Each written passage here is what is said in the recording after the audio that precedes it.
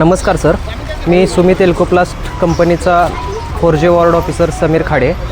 आमच्या वॉर्डमध्ये सकाळी कचरा कलेक्शन करत असताना एका कर्मचाऱ्याला कचऱ्याच्या पेटीमध्ये त्याच्या एका महिलेचे दागिने कचऱ्यामध्ये गेले असल्याबाबतची तक्रार मला मिळाली.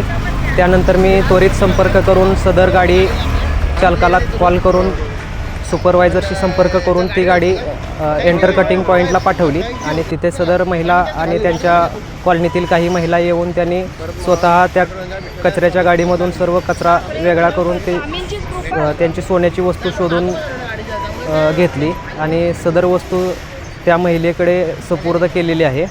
असा आज सकाळी 10 वाजताचा घटनाक्रम घडलेला आहे.